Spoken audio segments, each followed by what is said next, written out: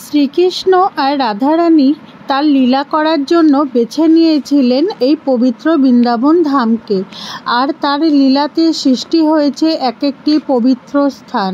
ভগবান শ্রীকৃষ্ণ আর রাধা মায়ের পবিত্র প্রেমের সাক্ষী রয়েছে এখনও, যা বৃন্দাবন ধামে আসলে দেখা যায়। আজ আমি মুনমুন আপনাদেরকে যা যা ঘুরে দেখাবো, যেটা হলো বারসানা ধাম, যেখানে রাধা মা বড় হয়েছিল। আরও দেখাবো মানসী গঙ্গা, যেটা ভগবান শ্রীকৃষ্ণ তার হৃদয় থেকে সৃষ্টি করেছিল। রাধাকুণ্ড, শ্যামকুণ্ড, যেটা খেলার ছলে ভগবান শ্রীকৃষ্ণ আর রাধা মা কিভাবে সেই রাধাকুণ্ড শ্যামকুণ্ড সৃষ্টি করেছে। এই গোবর্ধন পর্বত কার অভিশাপে আজ দিনে দিনে ক্ষয় হচ্ছে, কী জন্য এই গোবর্ধন পর্বত এখানে সৃষ্টি হয়েছিল তারও একটি লীলা আছে। ইন্দ্রের অহংকার চূর্ণ করার জন্যই ভগবান শ্রীকৃষ্ণ এই গিরি গোবর্ধন পর্বতকে আঙুলে তুলেছিলেন।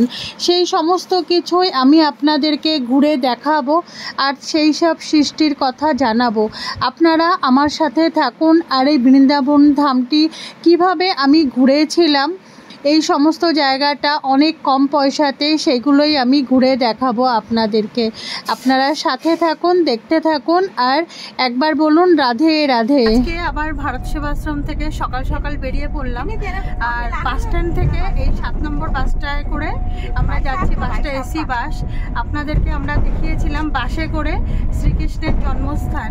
আজকে আমরা দেখাবো আপনাদেরকে রাধা মায়ের জন্মস্থান কিভাবে আমরা বাসে করে গিয়ে ঘুরছি, সেটা আমি আপনাদেরকে দেখাবো। বৃন্দাবন বাস স্ট্যান্ড থেকে যে বাসগুলো ছাড়ছে 65 টাকা ভাড়া নিচ্ছে, আর 49 কিলোমিটার, আর 1.5 ঘন্টা মতন কিন্তু সময় লাগবে। আগের বাসটা কিন্তু গোবর্ধন হয়ে যায়, আর কোনো কোনো বাস কিন্তু ডাইরেক্ট বারসানাতে যায়। তো আপনারা একবার জিজ্ঞাসা করে বাসে কিন্তু উঠবেন। থানার বাস স্ট্যান্ড এটা। আমরা ওই বৃন্দাবনের বাস স্ট্যান্ড থেকে উঠলাম, আর এটা হচ্ছে বারসানার বাস স্ট্যান্ড। এখানে টোটো, অটো, বাইক সব কিছুই আপনারা এখানে পেয়ে যাবেন, তবে একটু কিন্তু সাবধান। कितना लेते हैं? सब घुमाने का 1000 रुपये लेते हैं। कितना टाइम लगता है? टाइम लग जाता है कम से कम 3 से 4 घंटे लग जाते हैं। 3 से 4 घंटे में हो जाता है। लोग बाइक से पूरा घुमाते हैं कहाँ कहाँ? मथुरा, वृंदावन, गोकुल, महावन, रमन, रावल, कोकलावन, गिरिराज, सभी जगह बाइक से दर्शन करा देते हैं। एक आदमी आएगा उसके लिए कितना है? एक आदमी बैठेगा? एक आदमी का 2000 रुपये चार्ज है। 2000? দেখুন অনেক কত দাম বললো। তো এখান থেকে আমি কিন্তু কিছু বুকিং করিনি। এই রকম রাস্তা ধরে সবাই পরিক্রমা করছে, পাশ দিয়ে মাত্র 7 মিনিট হাঁটা পথে কিন্তু বারসানার এই দেখুন লেখা আছে, আর এখানে তিলক পড়াচ্ছে। আমি বারসানাতে এসেছি, তিলক না পড়লে ভালো লাগে না, তাই আমি এখানে তিলক পরে এই রকম দু সাইডে মার্কেট দেখতে পারবেন, যেখানে গোপী ড্রেস, মালাই, লস্যি, ফুল, সমস্ত জিনিস এখানে বিক্রি হচ্ছে। আমি কিন্তু মালাই লস্যি এখান থেকে খেয়েছিলাম, খুব সুন্দর। আপনারাও যদি বারসানাতে আসেন এইখান থেকে কিন্তু মালাই লস্যি টেস্ট করবেন। আর দু সাইডে ফুলের দোকানও আছে, যেখান থেকে চাইলে আপনারা ফুল কিনে বারসানাতে লাডলিজিকে পুজো দিতে পারেন। আর এখানে দেখুন 250 সিঁড়ি হেঁটে তারপরে কিন্তু উপরে যেতে হবে। আমিও কিন্তু এখান থেকে হেঁটে উপরে গেছিলাম। বারসানা এমন একটি জায়গা যেখানে আপনি রাধা কৃষ্ণের প্রেম ভক্তি অনুভব করতে পারবেন। এখানে ভক্তরা আসে যেখানে পুজো দিয়ে নিজেকে শান্তি পেতে চান, আর এখানে সত্যিই আপনারা শান্তি অনুভব করতে পারবেন। এখানে কিন্তু আপনারা 4টি পর্বত দেখতে পারবেন, আর এটাকে মনে করা হয় ভগবান ব্রহ্মার 4টি মাথা। বারসানাতে রাধারানী বড় হয়ে উঠেছিলেন এবং তার বন্ধুবান্ধবদের সাথে এখানে খেলাধুলাও করতেন। ভগবান শ্রীকৃষ্ণ রাধারানীর কাছে আসতেন এখানেই দেখা করতে।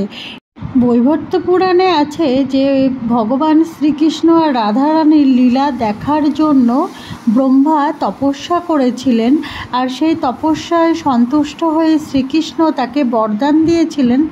এই যে বারসানার এখানে যে আপনারা 4টি পর্বত দেখতে পাচ্ছেন, এই 4টি পর্বতই হচ্ছে ভগবান ব্রহ্মার মাথা।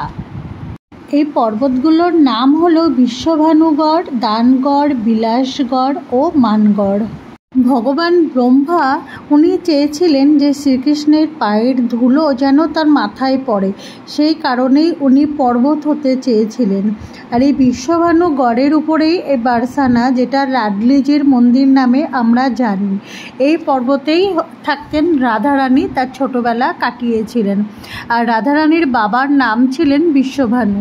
আর ওই যে দূরে দেখছেন মানগড় আর দানগড় আর বিলাসগড়, যেটি হচ্ছে দূরে। এখান থেকে দেখুন যে পুরো বারসানা শহরটি কিন্তু খুব সুন্দর করে দেখা যাচ্ছে।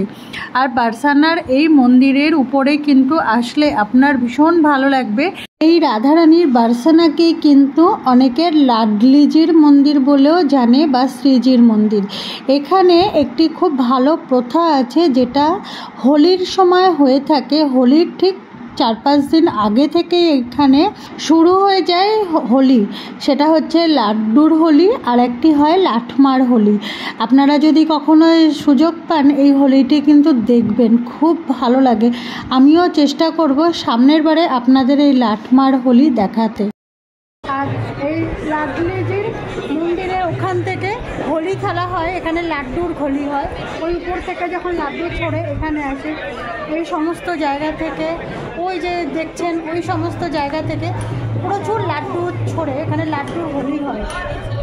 রাধা অষ্টমী হলো রাধারানীর জন্মদিন, যা জন্মাষ্টমীর 15 দিন পরে পালন করা হয়। জন্মাষ্টমী শ্রীকৃষ্ণের জন্মদিন, আর রাধা অষ্টমী আর শ্রীকৃষ্ণের জন্মাষ্টমীর দিনকে এই মন্দিরকে খুব সুন্দর করে ফুল দিয়ে সাজানো হয়।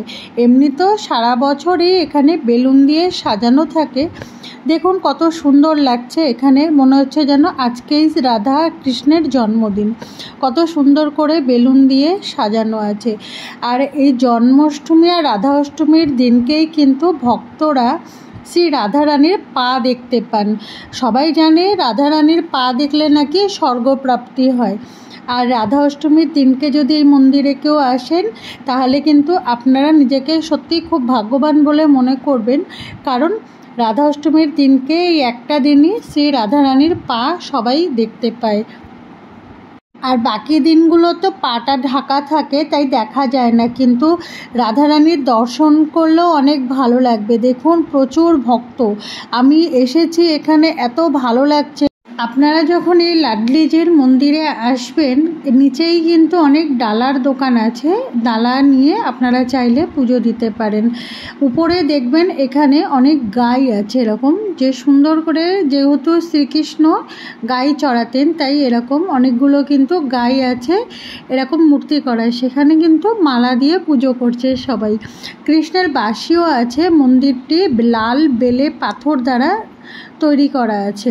আর মন্দির থেকে একটু বাইরে উপর দিকে আর কি এসে যদি বাইরের সাইডটা আসবেন, এরকম সুন্দর, খুব সুন্দর লাগছে যে ভিতরে এরকম লাডলিজির মন্দির, আর বাইরে থেকে আলাদাই সৌন্দর্য, পুরো মার্বেল পাথর দিয়ে।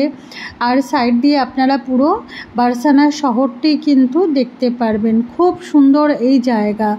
আর এখান থেকেই কিন্তু আপনারা যখন বেরাবেন, আবার ভিতর থেকে গিয়ে তারপরে আবার 250টি সিঁড়ি অতিক্রম করে তারপরেই কিন্তু ওই সাইডে আরেকটা বিহারীজির মন্দির আছে, সেখানেও আপনারা যেতে পারবেন।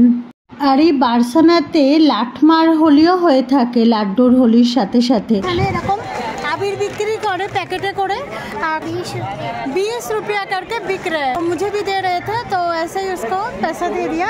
मेरा नाम क्या है बता? किशोरी। किशोरी। ये बरसाना का एक छोटा प्यारा सा लाडली है। খুব ভালো লাগলো, উপরে এত ভিড় কিন্তু তার উপরেও কিন্তু খুব আনন্দ পেলাম, খুব ভালো লাগলো। সিঁড়ি থেকে নেমে এই রাস্তা দিয়ে এখন হেঁটে যাচ্ছি।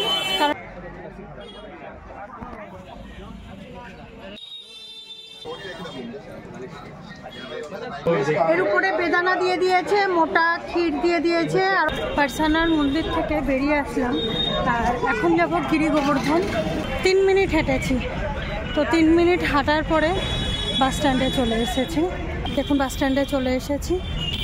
এখান থেকে গিরি গোবর্ধন যাব এই বাসে। এই বাসে কিন্তু বৃন্দাবনেই যাচ্ছে। দেখুন এই বাসটা কিন্তু পুরো গিরি গোবর্ধন যাচ্ছে। এখান থেকে জিজ্ঞাসা করলাম, তো বললে এই বাসটাতে যেতে, এটা পুরো ডাইরেক্ট গিরি গোবর্ধন যাচ্ছে। এই হচ্ছে বাস, তবে এটা এসি নয়, নন এসি বাস। এই বাসটা বারসানার থেকে উঠলাম, 37 টাকা ভাড়া নিচ্ছে, আর এটা 40 মিনিট মতন টাইম লাগবে। এটা বাস থেকে নেমে বেরিয়ে বাস সাইডে আসলাম। আসার পর এরকম কিন্তু অনেক টোটো অটো দাঁড়িয়ে আছে, কিন্তু নেবো না, আমরা হেঁটেই যাব। অটোওয়ালাগুলো কিন্তু অনেক টাকা চায়, এরকম দাম বলবে, আর আপনারা যখন উঠবেন পরে কিন্তু আর একটা টাকা অ্যামাউন্ট বসিয়ে ঝামেলা করে এরা।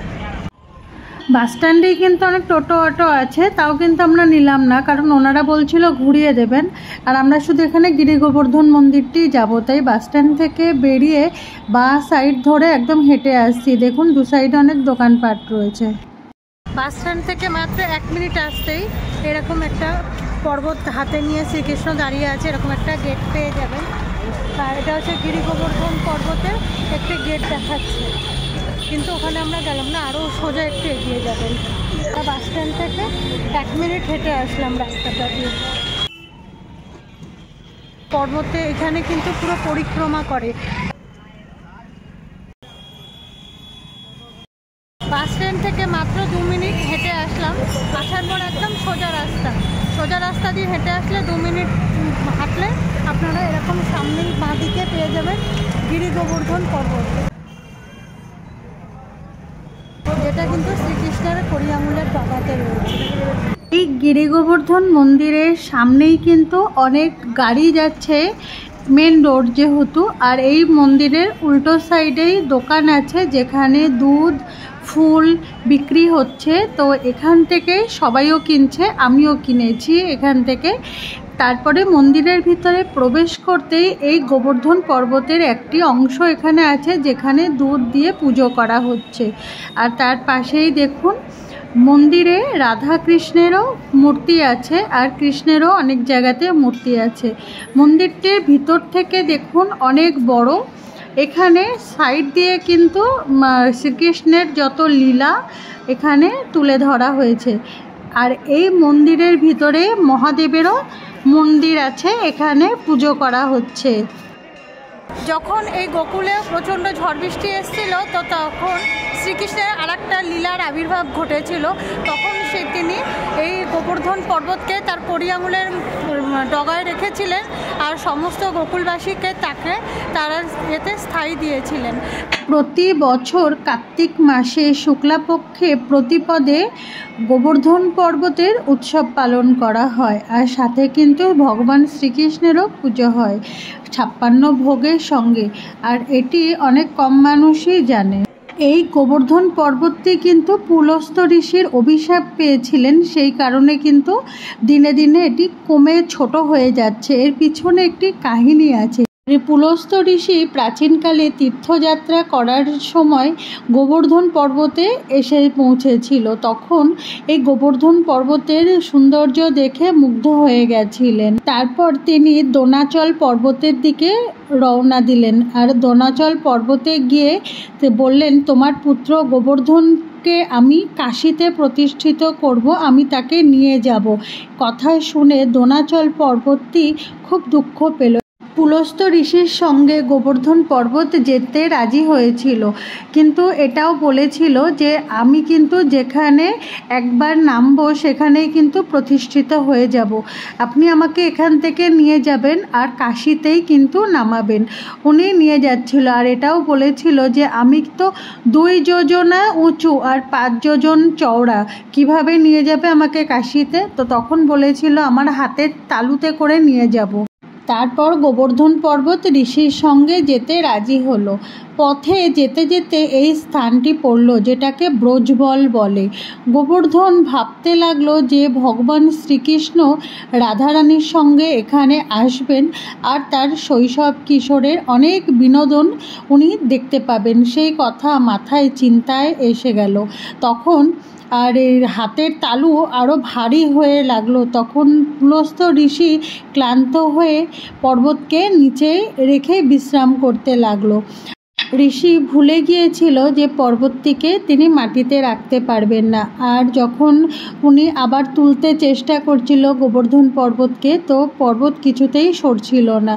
আর তখন ঋষি রেগে গিয়ে অভিশাপ দিয়েছিলেন যে তুমি আমার ইচ্ছা পূরণ হতে দিলে না, আজ থেকে তুমি তিলে তিলে ক্ষয় হয়ে যাবে, এই পৃথিবী থেকে পুরো মিশে যাবে। তখন থেকেই এই পর্বত, গোবর্ধন পর্বতটি তিলে তিলে ক্ষয় হতে শুরু করে দেয়।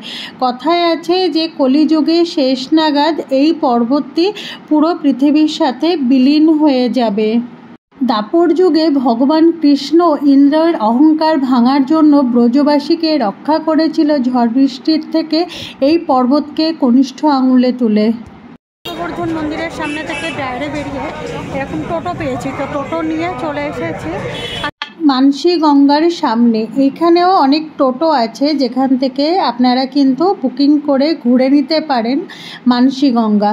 এটি কিন্তু গোবর্ধন পর্বতের সামনেই আছে। দেখুন এই যে মানসী গঙ্গা, এটা কিন্তু ভগবান শ্রীকৃষ্ণ তার তপস্যায় বসে তার মনের ভিতর থেকে মা গঙ্গাকে আহ্বান জানিয়ে, আর মা গঙ্গারই এখানে কিন্তু পুরো সৃষ্টি করেছে, তাই এটির নাম হচ্ছে মানসী গঙ্গা। এই গঙ্গার এখানে দেখুন একটি গরু আছে, গরুর ঠিক বাটের ওখানেই দেখুন জল পড়ছে। আর এখানে অনেক দেবদেবীরও মূর্তি করা আছে, খুব সুন্দরভাবে সাজানো মন্দিরটি, খুব ভালো পবিত্র এই জায়গা। আপনারা যদি কখনো বৃন্দাবনে আসেন, মানসী গঙ্গাতে এসে স্নান করতে পারেন। দেখুন যেহেতু জলে নামলে জলটা অনেক নোংরা হয়ে যায়, সেই কারণে কিন্তু এই ধরনের কলের সৃষ্টি করেছে। যেহেতু মানসী গঙ্গা ভগবান শ্রীকৃষ্ণের হৃদয় থেকে উৎপন্ন হয়েছিল, আর এই মা গঙ্গা এখানে একটি হ্রদ হিসাবে রয়েছে। খুব পবিত্র এই জায়গাটি। এখান থেকে চলে আসলাম, কিন্তু টোটোটা আসতে দিল না, এখান অবধি আসতে দিল। এখান থেকে 800 মিটার পর্যন্ত হেঁটে এই রাস্তাটা ধরেই কিন্তু সোজা হেঁটে যেতে হবে, রাধাকুণ্ড চলে যাবে। গোবর্ধন পর্বতের সামনে থেকে যে টোটোটা নিয়েছিলাম উনি আমাদেরকে দেখিয়েছিল মানসী গঙ্গা। মানসী গঙ্গা থেকে নামিয়ে দিয়েছিল এই রাধাকুণ্ডের এই রাস্তাটার সামনে। এখান থেকে 800 মিটার পর্যন্ত হেঁটে সোজা গেলেই আমরা পেয়ে যাব এই রাধাকুণ্ড। এই হচ্ছে রাধাকুণ্ড, একটি পবিত্র এই রাধাকুণ্ড। ভগবান শ্রীকৃষ্ণ আর রাধারানীর আরেকটি লীলা হচ্ছে এই শ্যামকুণ্ড আর রাধাকুণ্ড, যেটি ভগবান শ্রীকৃষ্ণকে কংসেরই একটি দৈত্য মারার জন্য যখন এসেছিল, তো ওই রাক্ষসটি ষাঁড়ের রূপ নিয়েছিল। আর ষাঁড়টিকে বধ করে যখন ভগবান কৃষ্ণ রাধার সাথে দেখা করার জন্য এসেছিল, রাধারানী তখন তার সাথে দেখা করতে চায়নি আর খেলতেও চায়নি, তো বলেছিল তুমি পবিত্র হয়ে আসো। তো তখন ভগবান কৃষ্ণ নিজের পায়ের গোড়ালি দিয়ে এই শ্যামকুণ্ডটিকে খুঁড়েছিলেন, আর 1000 তীর্থের জল এই কুণ্ডে এসে প্রবেশ করেছিল। তখন এখানে স্নান করে উনি পবিত্র হয়েছিল। আর রাধারানী তার নিজের হাতের কঙ্কন দিয়ে আর পাশেই রাধাকুণ্ডটি খুঁড়েছিল, আর সেখানে জল কিন্তু আসছিল না। তো ভগবান শ্রীকৃষ্ণ তার লীলা দিয়ে সমস্ত তীর্থের জলকে আহ্বান জানিয়ে রাধাকুণ্ডের মধ্যেই প্রবেশ করিয়েছিলেন। আজও এই দুটো কুণ্ডকে অনেক পবিত্র মানা হয়, এমনকি শ্যামকুণ্ডে এখনও রাধারানী স্নান করে আর রাধাকুণ্ডে শ্যাম স্নান করে। আর দুটো জলই কিন্তু এই মন্দিরের মাঝখান থেকে দেখবেন একটি গর্ত আছে, যেখান থেকে দুটো সাইডের জলই কিন্তু আসা যাওয়া করে থাকে। সমস্ত মানুষ কিন্তু এই রাধাকুণ্ডে বৃদ্ধ বয়সে এসে থাকতে চায়, কারণ এখানেই ভগবান শ্রীকৃষ্ণ আর রাধারানী লীলা এখনও দেখা যায়। এই রাধাকুণ্ড থেকে বেরিয়ে ওখান থেকে মাত্র 5 থেকে 7 মিনিট হাঁটা পথেই পেয়ে যাবেন এই কুসুম সরোবরটি। কুসুম সরোবরের কোনো এন্ট্রি ফিস নেই, তবে এর একটি টাইম আছে। আপনারা সকালবেলা আসতে পারেন, আর ঠিক সন্ধ্যে 6:30টার সময় কিন্তু গেট বন্ধ করে দেওয়া হয়। আর এখানে ভগবান শ্রীকৃষ্ণ আর রাধারানীর অনেক লীলা আপনারা দেখতে পারবেন। এখানে এসে আমি একটি কৃষ্ণের সাথে দেখা হলো, ওনাদের কোনো শুটিং চলছিল। এখানে ভিডিও করে আমি যখন উপরের দিকে উঠলাম, এখানে একটা সিঁড়ি আছে, উপরের দিকে উঠতেই চোখ পুরো ধাঁধিয়ে গেল, এত সুন্দর উপরটা। কোন জায়গাতে দাঁড়িয়ে আছি, যেখানে রাধারানী এইখানে কিন্তু ফুল তুলতে আসতো এই কুসুম সরোবরে, আর শ্রীকৃষ্ণ কিন্তু তার সাথে দেখা করতে এখানে আসতো। শ্রীকৃষ্ণ আর রাধারানীর বাল্যকালের অনেক স্মৃতি জড়িয়ে আছে এই কুসুম সরোবরে। শ্রীকৃষ্ণের সাথে দেখা করার জন্য রাধারানী ফুল তুলতে আসতেন তার সখীদেরকে নিয়ে এই কুসুম সরোবরে। অন্য দিনের মতন সেই দিনও এসেছিলেন তার সখীদেরকে নিয়ে এখানে ফুল তুলতে। আর তখন শ্রীকৃষ্ণ রাধারানীকে দেখতে পেয়ে মালির বেশ ধরে রাধারানীর সামনে এসে উপস্থিত হলো, আর এসে বলল, তুমি কে, এখানে কি করছো? রাধারানী বলল, ফুল তুলছি। শ্রীকৃষ্ণ বলল, আমার অনুমতি নিয়েছো? রাধারানী বলল, না। কৃষ্ণ তখন বলল, আমি রোজ রোজ দেখি তোমরা এখানে ফুল তুলে যাও, ধরতে পারি না। আজ আমি হাতে হাতে চোর ধরেছি। রোজ রোজ তোমরা ফুল চুরি করে আমার বাগানটাকে ধ্বংস করছো। আজ আমি তোমাদেরকে শাস্তি দেব। তখন রাধারানীর চোখ পড়ে শ্রীকৃষ্ণের হাতের বাঁশির উপরে। রাধারানী বুঝতে পারলো এটা শ্রীকৃষ্ণ। রাধারানী শ্রীকৃষ্ণকে বলল, সত্যি করে বলো তো, তুমি কে? এখানে গাছ কি তুমি লাগিয়েছো? গাছে কি জল তুমি দাও? জল তো দাওই না। উপরে অন্ত তোমার এই শত শত গরুর পাল এই বাগানে ঢুকে ধ্বংস করছে।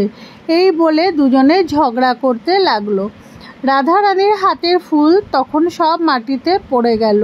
তখন রাধারানী বলে, তুমি আমার সব ফুল মাটিতে ফেলে দিলে তো, কাদা লাগলো তো? তখন শ্রীকৃষ্ণ তার হাতের যে বাঁশি ছিল, বাঁশি দিয়ে এই কুসুম সরোবরটিকে নির্মাণ করে। রাধারানীর হাতের থেকে ফুলগুলোকে নিয়ে জলে ধুয়ে তারপরে শ্রী রাধারানীকে মাথায় বিনুনি করে একটি একটি করে মাথায় ফুল গেঁথে দিতে লাগলো। আর হাতে আয়না নিয়ে শ্রী রাধারানী তখন কৃষ্ণকে প্রাণ ভরে দেখতে লাগলো। আর এই রাধা কৃষ্ণের এই লীলা আজও এই কুসুম সরোবরে হয়ে থাকে, যা আমাদের এই সাধারণ মানুষের দৃষ্টিতে আসে না। আপনারাও চেষ্টা করবেন যে ভগবান শ্রীকৃষ্ণের যেসব লীলাক্ষেত্রগুলো বৃন্দাবনে রয়েছে এখানে একবার ঘুরে যেতে। তবে আপনারা যদি গাড়ি বুকিং করে ঘোরেন তাহলে কিন্তু একটু অসুবিধা হবে, কারণ যে সমস্ত মেন জায়গা আছে শ্রীকৃষ্ণের, সেই সব জায়গাতে কিন্তু গাড়িওয়ালারা নিয়ে যায় না, ওগুলো অনেক দূরে দূরেই আছে। আমরা যেমনভাবে ঘুরেছি, বাসে করে বারসানা লাডলিজির মন্দির দর্শন করে তারপরে এসে গিরি গোবর্ধনের ওখান থেকে আবার আমরা একটি টোটো করেছিলাম, সেটা কিন্তু রাধাকুণ্ড পর্যন্ত। কিন্তু রাধাকুণ্ডর মাঝখানে আমাদের মানসীগঙ্গাটাও দেখিয়েছিল টোটোওয়ালা দাদা, কারণ ওই সাইড দিয়েই আসছিল। আপনারাও কিন্তু ওইভাবেই ঘুরতে পারেন। আর এই রাধাকুণ্ডের সামনে কিন্তু আমরা এসে আর কিছু নিইনি, এখান থেকে 10 মিনিট হাঁটা পথে চলে এসেছিলাম কুসুম সরোবর। কুসুম সরোবর ঘুরে আমরা কিন্তু এখানে দর্শন করে আবার বেরিয়ে পড়লাম। মাত্র 10 থেকে 15 মিনিটের হাঁটা পথে চলে আসবো পুরো বাস স্ট্যান্ড পর্যন্ত, যেখান থেকে বাস ছাড়ছে। এই যে রাস্তা দেখছেন, এটা হচ্ছে রাধাকুণ্ডের রাস্তা। রাধাকুণ্ডের রাস্তা থেকে আমরা সোজা অনেকটাই হেঁটে এসেছি, 5 মিনিট মতন পুরো আসলাম হেঁটে। 5 মিনিট মতন হেঁটে আসার পরে এইরকম একটা মোড় রাস্তা পাবেন আপনারা। আর এখানে যেমন লেখা আছে মথুরা গোবর্ধন পাহাড়, কিন্তু এই দিক থেকেই যে গাড়িটা আসবে বৃন্দাবনের জন্য, বাসে করে যাব। রাত্রি 9টা পর্যন্ত বাস চলে, তো এখানে আমরা এখন চা খাবো। আর এখান থেকে বাস আসলে বৃন্দাবনের রাস্তা এদিকে, আমরা এদিকেই যাব। একটু ওয়েট করতে হবে, কারণ এক্ষুনি একটা বাস বেরিয়ে গেছে, ওই বাসটা আসলে তারপর আমরা যাব। ততক্ষণ একটু চা খেয়ে নিই। এসি বাসে করে বৃন্দাবনের ভারত সেবা আশ্রম সংঘ পর্যন্ত আসলাম। বাস ভাড়া পড়ল 50 টাকা। আর আমি আজকে যে আপনাদেরকে বারসানার ব্লগটি দেখালাম, আপনারা আমাকে জানাবেন আপনাদের এই বারসানা ব্লগটি কেমন লাগলো। সবাই সুস্থ থাকবেন, ভালো থাকবেন। আবার দেখা হচ্ছে নতুন কোনো জায়গাতে নতুন কোনো ব্লগের সাথে।